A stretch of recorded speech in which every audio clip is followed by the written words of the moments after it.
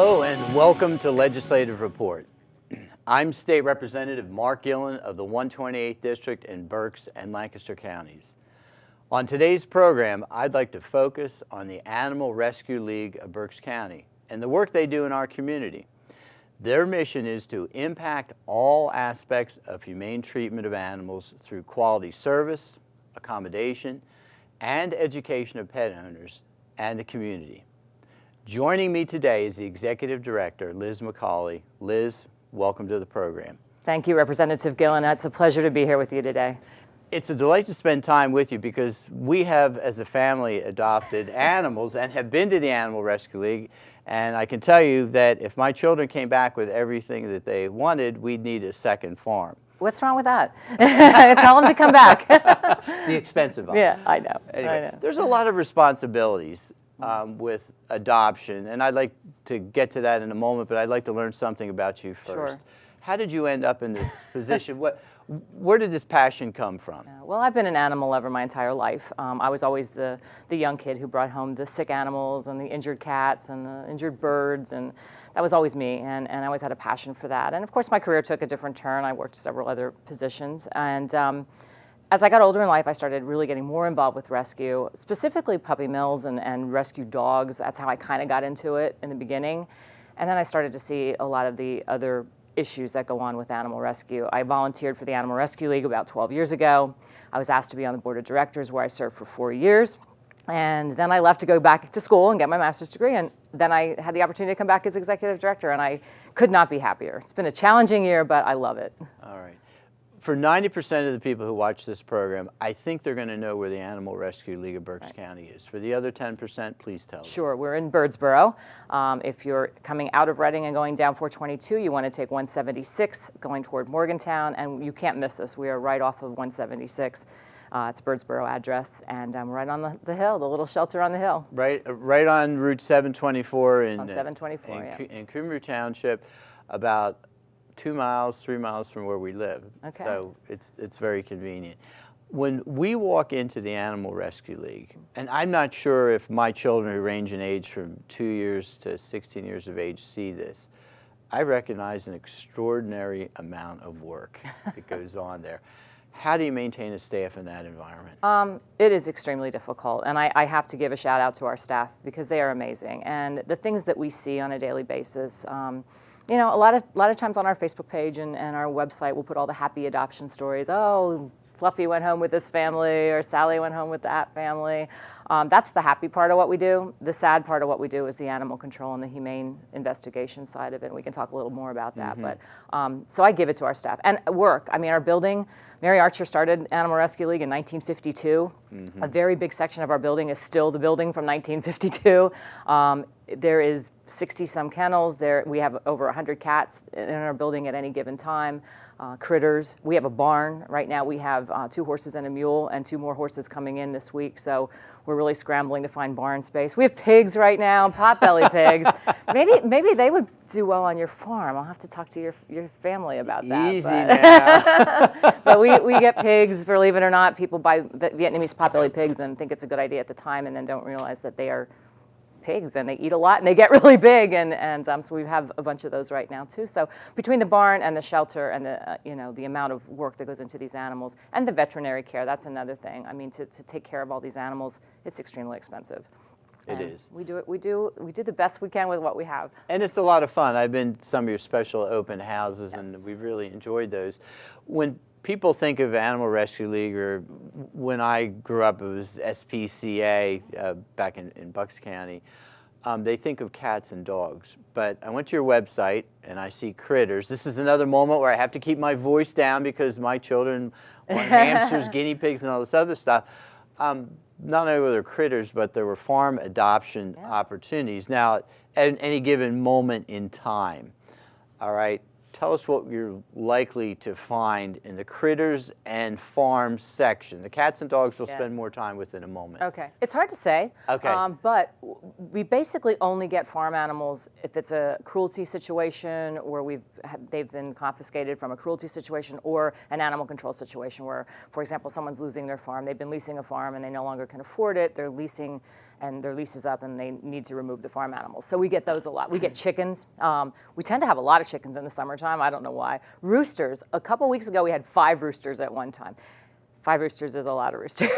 So we were fortunate enough to get them out on other farms. I mentioned the pigs. We've had turkeys. We have a stray building at our facility. We're an open admission shelter, so we have a 24-hour stray building where anyone can put any animal that they no longer can care for or don't want to care for or have found as a stray in our stray building. A couple weeks ago, we walked in 3 turkeys in the stray building. No idea why. They were turkeys that would not be around after Thanksgiving, those kind of turkeys. However, we found a home for them with a gentleman who has a farm and wanted to have them on his farm, and they're living a happy life on his place. So it's a crapshoot with what we're actually going to get as far as farm animals go. But if you'd like to come on up, bring your family, we'll be happy to find something else for your farm. We have a long list of stuff that we're taking care of now, but something just occurred to me because we have pheasants. We don't raise any of the animals for food. Our daughter's involved in 4-H, and Right. they show animals, and one daughter has alpaca. But we had a visit from a pheasant one day, a wild pheasant, which in Berks County, certainly they're released for hunting. But he came in for a visit one day, and one of my daughters remarked, "Hey, Dad, the pheasants are loose." And I said, "No, they're secure." I said, "I think we've actually had a visitor." Do you get animal visitors independently arriving? Well, you can't be sure whether it's independent arrivals or not.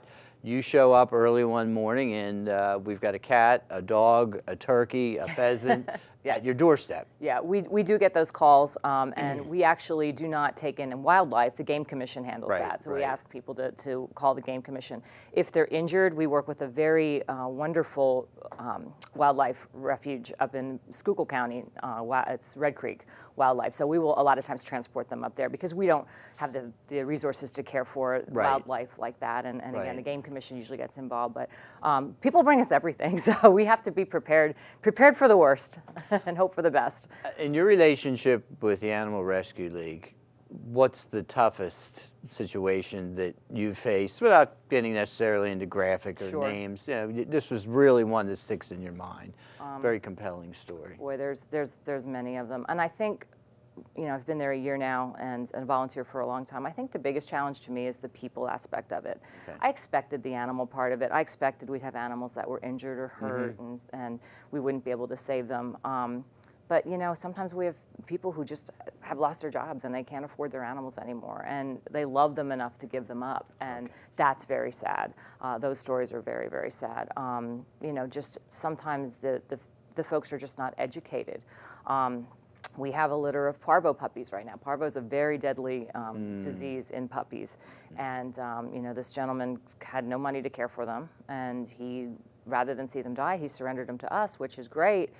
Except that he wasn't doing anything malicious. He just didn't know that he needed to get these shots for his dogs. And a lot of people are in that situation. They all think rabies, because rabies, it's a law to have shots for your dogs for rabies, but it's not a law to have a shot for parvo, which is a deadly disease. So I think next year, my second year in Animal Rescue League, it's going to be all about educating the public. We're saving the animals, we save their lives, and that's great. We're already doing that. We need to really educate people so that the animals don't end up at our shelter. That's my big goal. Can I talk to you for a few moments about matchmaking, not dating service? Happily married for 25 years, never been involved with anything like that. But I noticed when I went to your website, there was information not only about the animal, but the compatibility that the animal was looking for. Been around a cat, for example, been around small dogs before, doesn't like other cats, good with children, that type of thing. It seems like you almost have to be a little bit of veterinarian, psychologist, and a host of other pedigrees to properly match, because I'm gathering if things aren't properly matched, the animal shows back up at the shelter or you hear a bad story. That's exactly right. One of the focuses we have had this last year, myself and our new shelter manager, Sarah McCauley, we have implemented a program, which is what you're seeing on the website, a program of evaluating all of the animals before we put them up for adoption. No animal goes up for adoption until we've had a chance to work with them. We have certified dog trainers, cat behavioralists, people that have worked with these animals their whole lives, and they can detect this behavior, and we test them. We'll test dogs with cats. We'll test cats with dogs. We try to get a lot of information if it's an owner surrender animal.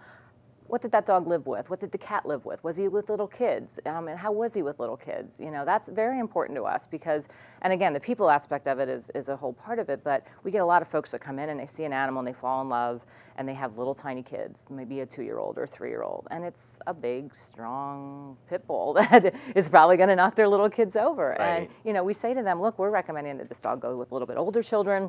However, we have other dogs that would be a good match for your family.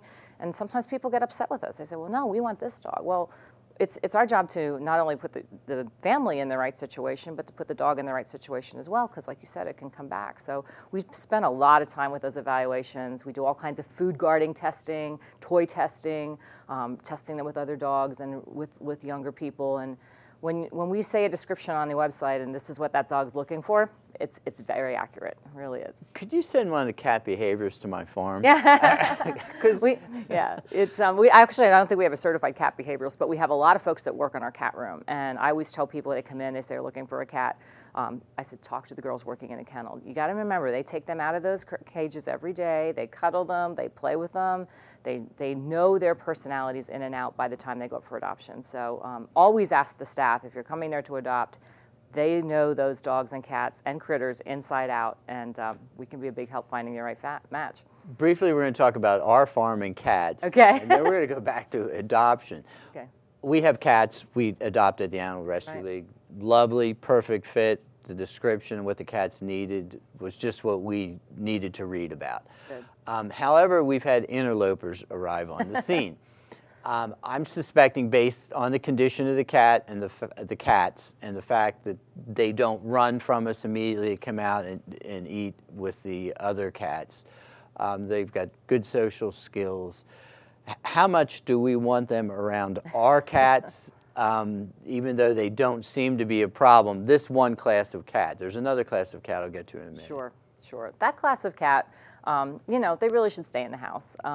Some municipalities have ordinances against cats being outside on the loose. I know the one I live in does. So I would check with your municipality. You might not supposed to be letting them out, and you could get a fine. And you're right, you don't know anything about that cat. We have also seen instances very recently where people will either put poison out to keep cats away from their property, or, and this just happened this past weekend, we had a cat that passed away because it ate a mouse that had eaten rat poison. Oh, so boy. if you think about that, I had cats my whole life before I had dogs that hate cats. But they, you know, I would be petrified if my cat was outside and took the thought of it eating rat poisoning or eating a rat or eating something that ended up poisoning it. And I know that happens more than you would imagine. So our policy is, if you're adopting from us, we ask you to please keep the cat inside. Right. And again, you know, you'll talk about the other kind of cat, but those cats seem like they're owned and they should probably be inside. Okay, then we have the interloper who comes in, who obviously doesn't have a home, very skittish, very standoffish, and occasionally engages in conflict with other farm animals. Right. How does one manage that situation? Yeah, well, that's called a feral cat, and Right. I think people sometimes don't understand there's a big difference between the cats you're describing and a feral cat. Feral cats usually cannot be handled. They often carry disease sometimes if they're not if they're not vaccinated. They're usually not spayed and neutered, which means they're going to get in fights with other animals and they're going to be more aggressive in a lot of ways. Fortunately, there has been some great progress in what's called TNR programs, trap, neuter, and release programs. There's several groups up in the Berks County area, in our area, No Nonsense Neutering, Fairchild Foundation. They actually have a team of volunteers that will go out and trap those cats, take them to one of the clinics, have them spayed, neutered, and vaccinated, and then they do a little thing called ear tip. It doesn't hurt the cat at all, but they'll take the little top of the tip of the ear off, so that if you see that cat outside, you know that that cat has been spayed, neutered, and vaccinated. And those programs have made a tremendous improvement in the amount of animals that we take in at the Animal Rescue League. We take 500 a month in during the summer now. It used to be 900 a month. So those programs are working, and I highly recommend, if your municipality doesn't have one, talk to them about it, because it's definitely the way to go. Liz, how often does this scenario play out? I can remember not long ago, my daughters loaded a basset hound into the car, which had been dropped off in our area, rural area, and just by driving by him, my wife and daughters detected he's out of his environment. He didn't wander down from a driveway. he's on a road he shouldn't be on. They picked him up and brought him to the Animal Rescue League. How frequent is that account, animal being dropped in rural area? We took in over 3,600 stray animals last year, so it happens a lot. Good Samaritans often bring them to us, which is great.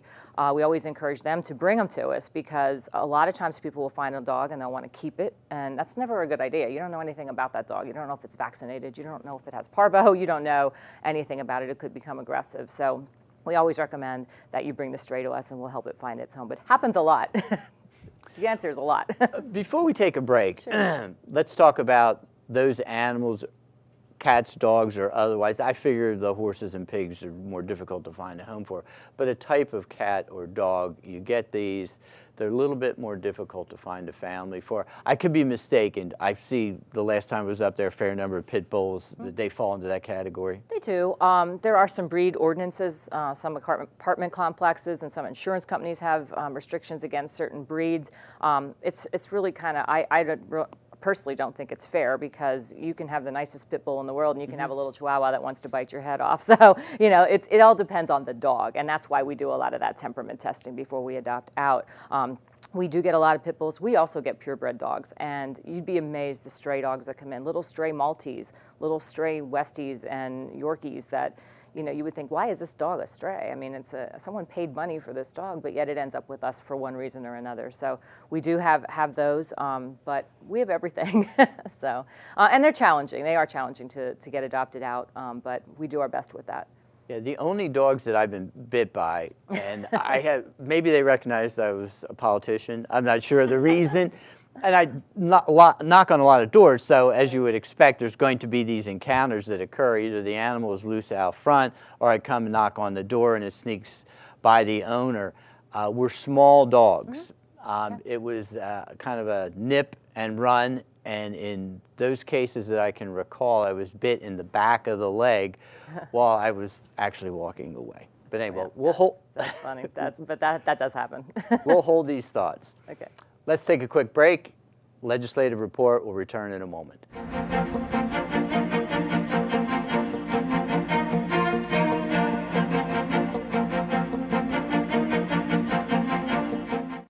Did you know that Violet Oakley was the first female artist to receive a large commission for artwork done in a United States Capitol building? In 1902, Joseph Houston, designer and architect for the 3rd Harrisburg Capitol building, commissioned Violet Oakley to paint murals for the governor's reception room. He believed that Oakley's contribution would add interest to the building and act as an encouragement of women of the state. Prior to beginning her work for the Capitol, Oakley set out to England to conduct research for her murals. Upon return, she decided to center her artwork on William Penn and the founding of Pennsylvania. Oakley made sure that Penn's ideals of justice and peace could be seen throughout her work. In 1906, she completed 13 murals titled The Founding of the State of Liberty Spiritual and was placed in sequential order around the governor's reception room. These murals were some of the first to be installed in the Capitol. When Edwin Austin Abbey, another artist for the Capitol, died in 1911, Oakley was offered another opportunity to create murals for the unfinished Senate and Supreme Court chambers. Her work on the Senate murals, including International Understanding, was completed by 1919. Oakley then completed the Supreme Court murals, including the Divine Law, by 1927. Oakley is said to be the principal artist for the Capitol with a total of 43 murals on display. She remains one of the greatest muralists in the United States. Now you know. Did you know that Act 16 of 1999 honors one of the greatest leaders in the Pennsylvania House of Representatives? The Matthew J. Ryan Legislative Office Building, once known as the Capitol Annex, is located next to the main Capitol building and honors the late Speaker of the House, Matthew J. Ryan. Those who visit this building will observe the magnificent architectural designs providing eloquence and grandeur to the building. Known as one of the greatest members in the history of the Pennsylvania State House, Matthew Ryan started his career in the legislature in 1963 and was elected Speaker in 1981. His charisma and knowledge will forever be reflected in the building now named after this great legislative leader.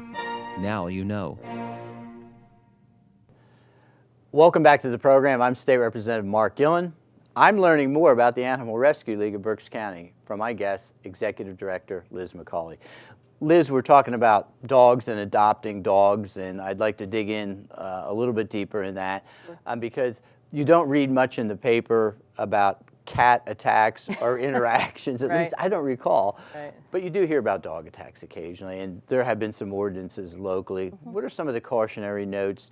And I think you probably exercise a different level of discretion when adopting dogs out. Take us through that process. We do. Well, you were just talking about pit bulls and you know, or even any big breed dog, German Shepherds or Rottweilers, or, you know, we have to be a little bit more cautious with those dogs because they're powerful and they are strong. And, you know, even in a play mode, in a playful way, if they're playing with little children around, somebody can get hurt. And that's, again, it's our job to find the best home for the animal, but also protect the families that are adopting these animals. So we are very careful about that. We look for breed savvy people. Some breeds, for example, I have Shiba Inus. They're not for everybody. They can be a little testy. They're kind of aloof. They will bite you. They'll wait till you turn around to leave my house and bite you in the back of the leg. The boys will anyway. The girls wouldn't. But so you have to know how to deal with those temperaments. And I think the biggest thing that we have really focused on this last year is finding the right fit for families. We even do something called Match.dog. You mentioned dating services. It's kind of like a dating service for dogs. Right. It's a formal program where if you're looking for a certain type of dog for your family, come in, fill out an application, get it pre-approved. Tell us what you're looking for, and then when that dog comes in, we can find the right match for you. It's more important. It's never a good idea to come to the shelter and see a dog and say, "Oh, I want that dog." Fill out an application and leave with that dog. You want to put a lot of thought into adopting that dog or that cat into your family. They're expensive. They take a lot of time. You know, you need to be able to provide veterinary care for them. So we never want that to be a very just hasty decision on anybody's part. So. Profiling has negative connotations. Somebody comes in, and I don't want you to give away any trade secrets, but you kind of size the family situation up and the animal, and you think, hey, this was a marriage made in heaven, or there are going to be times you say, this doesn't really look like a good fit. That happens. Okay, and is that tough when you have to say to a family, we're not sure this is going to work? Okay, it's very tough. And, you know, people will unfortunately be unhappy about that. But at the end of the day, my job is to protect the animal and to protect the family as well. So, you know, if we deny an application for we try to find the right animal for a family. Believe me, if someone comes in and they want to love an animal, we're very happy about that. We're happy that they chose to adopt. We're happy that they chose to come to the Animal Rescue League. However, we also want to make sure that it's a good fit for both situations. So we put a lot of time and energy into that. And yeah, people get upset, but we'll always try to find them the right fit. You know, and we also try to make sure there's an application process we go to. We have to make sure that you're allowed to have an animal at your house. People argue with us on that. I'm like, well, you know, we certainly don't want you to take the animal and go home and bring it back 2 hours later when your landlord finds out that you have a dog or a cat now that you weren't supposed to have. So, you know, we do go through a lot of those steps to make sure that you can actually have the animal and it's going to be a good fit and it'll stay there forever. I think it's a very sound policy, and I applaud you for that. We purchased some alpaca not long ago, but the alpaca owner came over at our request, and he thought it was a good idea. He wanted to take a look at the property, get to meet us. He wanted a good home. People care about their animals, and if they're no longer able to take care of them, they want to be sure that they're going to be properly provided for. Let's go back to cats just for a moment. Sure. Because we have them, we got them from you. It seems to me it's got to be very tough. You're walking up to a cat in a cage. No animal in a cage is altogether comfortable. And you look at that cat and they're kind of back in their corner and they're apprehensive. Cats seem to be more adaptable maybe than other animals in some respects. I don't know if the die is cast more with dogs, but when we introduced the cats to our home, there was a slow warm-up period, but you know, then there was a bond and love, and it's been never-ending. Do people respond to cats differently than dogs in terms of, I'm a cat person, I'm a dog person, or does somebody come in and maybe they were looking for a cat, but they fell in love with a dog? How does that work? It happens sometimes. Okay. I think most people come in, they either want a dog or a cat, or, you know, it does happen that they fall in love with one or the other. we're fortunate in our facility. We have, if you've been there, you've seen our cat colonies. Right. They are built out, and they have an access to go outside into another outside gated area where they can go out and get some fresh air and some sunshine. If they get along with other cats, they can live in a colony. What's great about that is that you know that those cats get along with other cats. So if you already have a few at home, when you come back up with your family to look at another cat, Representative Gillen, you can go into the cat colonies and see those cats that are getting along with other cats, and you know that they're going to be fine with yours at home. Now, some of the more standoffish ones we put into the cages, but we also have areas that you can take them. We have a meet and greet room. We have some areas in our cat colonies where you can go sit with the cat and really check it out and make sure that it's the right fit for your family. So Something just occurred to me, because we had a friend visiting from Germany recently, and she looked out the window, and one of our cats, actually, our younger daughter was following it. They were playing, right outside the door there, but it was a bigger cat, and she goes, "What is that?" I was walking by, and I said, "Oh, it's a bobcat. They don't attack very often. Don't worry about it." Mistaken identity. How often do we come up with that? Because there's always the Berks County folklore of mountain lions and wolves and everything. Any strange stories relative to mistaken identity? We get a bunch of those. Our humane officers could probably give you some stories on those. Harry Brown has been at our facility for 20 plus years, and he could write a book about the mistaken things. But I think coyotes are the big thing. People think that either they think they have a dog and it's really a coyote, or it's a coyote and they think it's a dog, or those we've seen those types of things. But yeah, it does happen, and it's interesting. We live in a very unique community, as you know. Of course, Berks County is very, very diverse in a lot of different areas. So. Any calls that are above your pay grade? I'm not I'm not talking like the circus elephant is loose, but when you think about your history with the Animal Rescue League, certain calls stick out in your mind, maybe more from a humorous or ironic perspective? I think the biggest thing is we do try to involve the police in a lot of things sometimes. If it's a dangerous situation, our on-call staff goes into the city and out into the community 24 hours a day. They could go in the middle of the night if there's an animal in distress. And I always worry about that, because I'm like their mother hen, because I'm older than all of them, but they're young folks, and they're Go-getters, invincible. At that age, you're invincible. So I always worry about that. But we have had a very good relationship with all of the police departments in Berks County, and I always tell my staff, please, if you're getting in a situation where you're not comfortable, don't get out of the van, call the police. And that's been a really good relationship too. That's very important to us. So that's worked out well. I suspect you're always looking for help. There's opportunities to make financial donations and, of course, volunteerism. Right. What are some volunteer opportunities? We have a whole wonderful dog walking policy, so you can come up, you go through a small orientation, and then you can walk dogs on our property. We have kennels to clean every day. If you want to help us do that, you're more than welcome to. Sounds like you have a lot of work on your farm, so that might not be for you. But monetary, we'll mention monetary. We are not funded in any way by the state or the federal government or anything like that. We do have some municipality contracts in Berks County that we've received some funding from, but it's a drop in the bucket from what we spend on our $1.3 million budget. So all the donations and all the help from the community is the only thing that keeps us going. And we're very grateful. Well, my daughters are volunteers, but before they go over, to clean your cages, they're going to have to make sure that horses cleaned up after every day. Alpacas are every other day, and we do a farm-wide cleaning on Saturday. I'd love to see your farm sometime. It sounds nice. It's only a few minutes away. Please do that. We'd love to have you there. I will. Thank you. Thanks for the opportunity. You're very welcome. I'm State Representative Mark Gillen. If you have any questions about what we've discussed today, feel free to contact me at my local office or through my website. That information will be shown in a moment. Thanks for watching, and please join me next time for Legislative Report.